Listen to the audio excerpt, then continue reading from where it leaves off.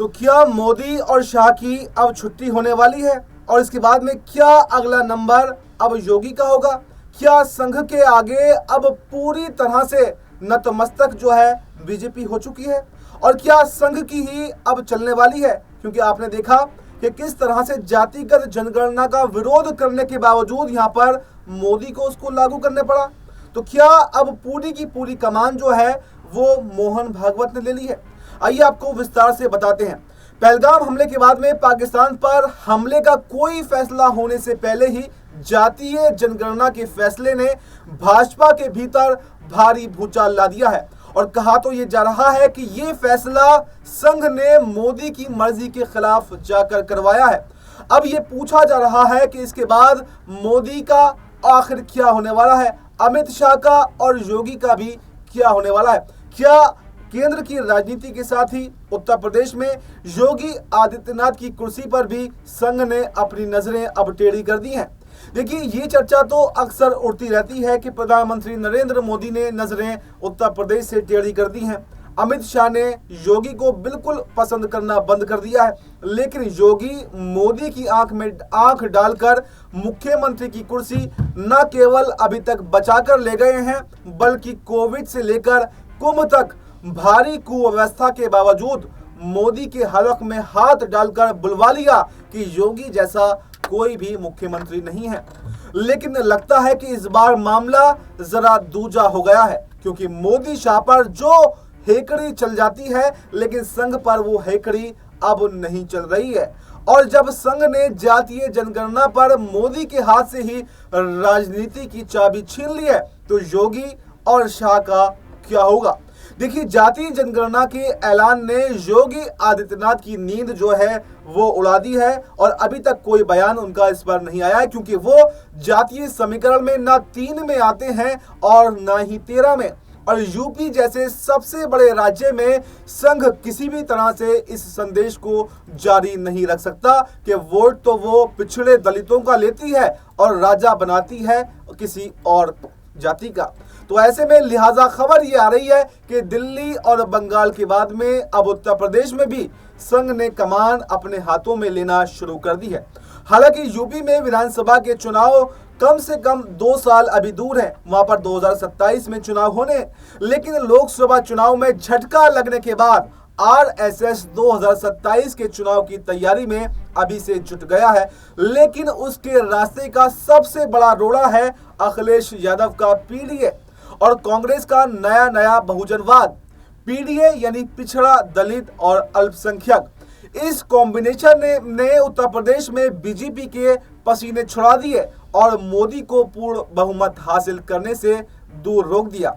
इसलिए संघ ने इसकी काट ढूंढना अब शुरू कर दिया है और जातिगत जनगणना इसकी सबसे बड़ी काट माना जा रहा है। तो उसे समझ आ गया कि जातिगत जनगणना से बगैर यहाँ पर उत्तर प्रदेश में जो है जीत हासिल नहीं की जा सकती। और ऐसे ही नहीं, पहलगाम हमले के बाद में जारी तनावपूर्ण माहौल में इसका दाव जो है वो खेला गया। लेकिन क्या ये इतना आसान होगा? तो इसका सबसे सरल जवाब तो ये है कि अगर वाकई संघ इसे गंभीर ले चुका है तो सबसे पहले उसे योगी आदित्यनाथ की कुर्सी को कुर्बानी देनी होगी, योगी आदित्यनाथ से कुर्सी लेनी होगी, क्योंकि वोट दलित पिछड़ों का और कुर्सी पर ठाकुर साहब। सियासत का ये हिसाब वोट के अंक गणित में बिल्कुल भी फिट नहीं बैठता है। इसलिए राष्ट्रीय स्वयंसेवक संघ हिंदू एकता पर फोकस कर रहा है।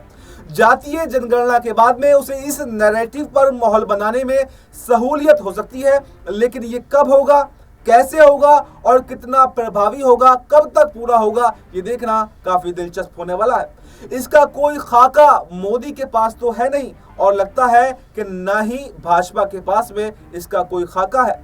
नए अध्यक्ष की घोषणा से पहले इस बात पर चिंता बढ़ने लगी है कि आखिर ये सब कैसे किया जाएगा। राहुल गांधी ने कहा कि जातीय जनगणना को वैसे ही जुमले की तरह फेंका गया है जिस तरह महिला सशक्तिकरण का जो आंकड़ा था वो फेंका गया था।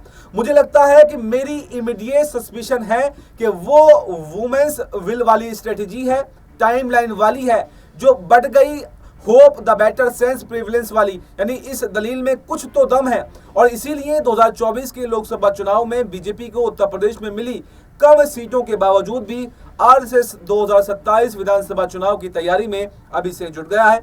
समाजवादी पार्टी के पीडीए समीकरण को टक्कर देने के लिए आरएसएस जातीय जनगणना के जुमले के बीच में सामाजिक समरसता अभियान और वैचारिक रणनीति पर भी काम कर रहा है, जिससे हर तरीके से जो है वो सरकार उत्तर प्रदेश के अंदर बन सके। क्योंकि अगर उत्तर प्रदेश के अंदर सरकार नहीं बनी तो फिर 2029 में केंद्र की सत्ता में भी बीजेपी की वापसी मुश्किल हो सकती है।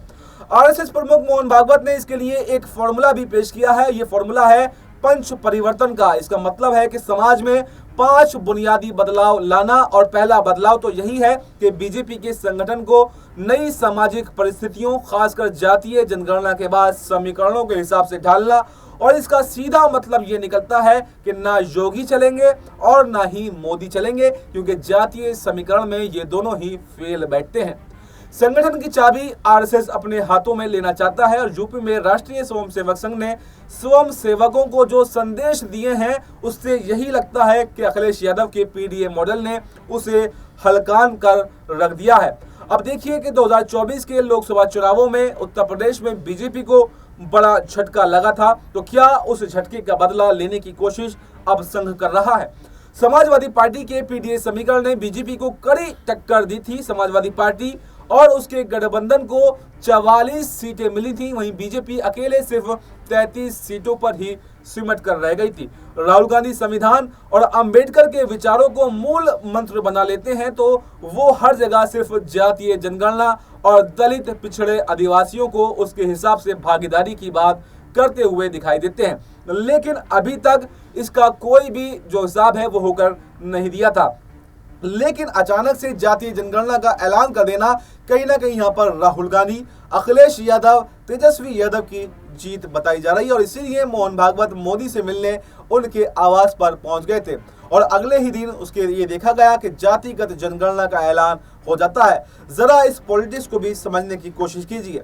लेकिन इसे कांग्रेस, आरजेडी और समाजवादी पार्टी अपनी जीत बता रहे हैं, तो वहीं मोदी तो हमेशा से इसके खिलाफ थे। भाजपा के सांसदों ने संसद में खड़े होकर जातीय जनगणना की खिल्ली उड़ाई थी, तो वहीं दूसरी तरफ इस पर लगातार जुटी कांग्रेस, खासकर बिहार में दलितों, पिछड़ों को जिस तरह से ड्राइविंग सीट पर बैठाया गया उससे एक संदेश देने की कोशिश की जा रही थी, और जिस तरह से उत्तर प्रदेश के अंदर अयोध्या से जीते हुए सांसद अवधेश प्रसाद को लेकर अखिलेश यादव संसद के अंदर भी फ्रंट पर बैठते थे, तो वो ये बताने की कोशिश कर रहे थे कि हम जो हैं पिछड़े दलितों, अल्पसंख्यकों के साथ में हैं, और वही फॉर्मूला जो है बीजेपी को भारी पड़ता हुआ दिखाई दे रहा था। लेकिन अब इस जातिगत जनगणना का ऐलान कर बीजेपी ने तमाम स्थिति को जो है वो मैनेज करने की कोशिश की है, लेकिन क्या इस मैनेजमेंट में वो कामयाब हो पाएंगे? क्या जो कमान संघ ने संभाली है, मोहन भागवत ने संभाली है, और पीडीए की रणनीति को, कांग्रेस की रणनीति को फेल करने की कोशिश की है, तो क्या इसमें वो कामयाब हो भी पाएंगे, या फिर उल्टा बीजेपी जो है वो चारों खाने चित हो जाएगी? क्योंकि जिस तरह से इस जातिगत जनगणना के समीकरण में योगी, मोदी सब फेल बैठ रहे हैं, तो क्या अब बीजेपी की उल्टी गिनती शुरू हो चुकी है? ये देखना काफी दिलचस्प होने वाला है। तो फिलहाल इस खबर में, इस प्रोग्राम में, इस रिपोर्ट में इतना ही। इस पूरी रिपोर्ट पर आपको क्या कुछ कहना है कमेंट बॉक्स में अपनी राय जरूर दें, और हमें दीजिए इजाजत। नमस्कार।